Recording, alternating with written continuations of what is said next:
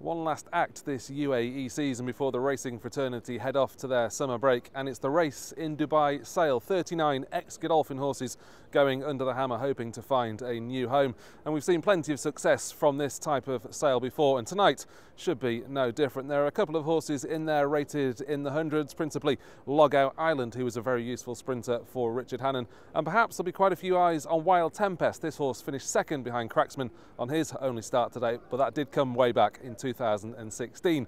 The corresponding sale 12 months ago produced some fireworks. Let's see if we're in for something similar this evening.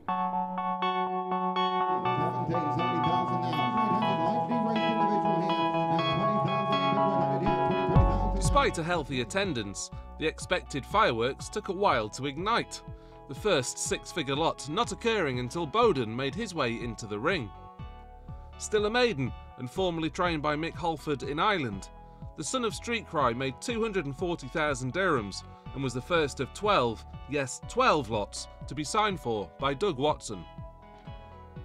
Boden rather set the ball rolling, as cheap offerings from here on in would be in short supply, although 115,000 dirhams for the unraced Tequila looks a good purchase. The big rangy son of Dubawi, out of a Group 3 winning juvenile, looks the late developer if ever there was one, and his new owner, Salah Omar bin Haider, could have some fun with him. The sale was something of a slow burner, with many of the unraced and unrated horses coming earlier on, but things took off when Mythili entered the ring. Only once out of the first 3 in 8 starts for Andre Fabre, the half-brother to Manjero had one of the best pedigrees on show, and he headed back to Red Stables, with Doug Watson securing him for 450,000 dirhams. Soon after, the highest rated horse on show, Emirates Sky Cargo, made his way in, and Rashid Borsley had made it clear beforehand that this was the one for him. Unrelenting, he paid 270,000 dirhams for a horse with an ERA mark of 102. He was one of 2 purchases for Borsley, and is a ready-made carnival contender. Anyone's guess as to which carnival, however. 120 bid, and 120 bid. He goes off the back right-handed here, the 120. Several lots passed, and several more were signed for by Doug Watson, before the aforementioned Wild Tempest entered the ring. Having finished second to Cracksman on his only start, you would have thought he would have been in high demand, but that was not the case, and Halal Al-Alawi found himself surprised to pay just 45,000 dirhams for him, cheap at twice the price. He was one of 2 purchases for Al-Alawi, the other being Crafting, who cost slightly more at 220,000, and both will form a strong team next campaign for the trainer, who had a strike rate of 21% with his thoroughbreds last season.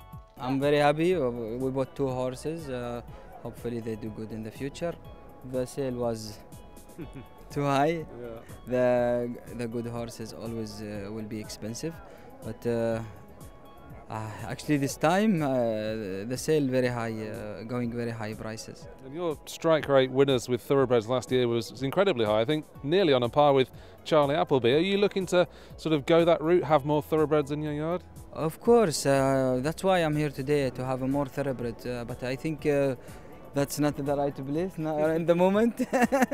Everybody wants the good horses. The good horses owned by Godolphin, and we cannot have it out of the sale. So as you see, the price is going very high.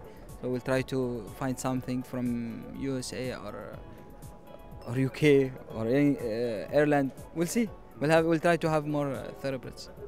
Satish Seemar had been fairly quiet hitherto, putting his name next to just a couple of cheap purchases, but he cranked things up when Logout Island made his way in. Formerly smart with Richard Hannon and likely race for Charlie Appleby, Logout Island has always looked a complex character, but it is with such types that Seemar excels, and he will be heading back to Zabeel, having sold for 200,000. From here on in, it was the Doug Watson show, 6 of the last 9 lots heading the way of the champion trainer, regularly beating off the attentions of Fazza Racing in the process. Purchases included the unraced Culpability at 700,000, Bowditch, who made 500,000, and the eventual top lot, GK Chesterton, who sold for 800,000. The latter had finished 5th in a carnival handicap last time, and with 7 furlongs or a sharp mile looking to be his ideal conditions, don't be surprised if you see him in a National Day Cup next season. A busy night then for Doug Watson, whose mobile phone had thankfully stood the test of time. One man has been very busy is Doug Watson. I guess your main challenge was trying to keep your phone charged all the way through. Yeah. No, it was a nice sale, and I think we got some really nice horses. And the key when you're champion trainer each year is to obviously make sure that you're as good next year. Is that the whole purpose of tonight? Well, I mean, we need to, you need to restock every year. This is fantastic, more than I expected anyway, but I'm very happy with the ones we got, and look forward to seeing how they do next year. Will there be some new owners amongst that bunch? Could be. I'm not real sure yet, so we'll let you know. But just somebody was interested in buying some horses, and we were happy to have them, and we'll see how it goes from here. So in total, 39 lots were sold for a combined total of the best part of 7.2 million dirhams at an average price of roughly 184,000 dirhams. And while some might look expensive, you can be guaranteed there will be more than the odd bargain amongst them.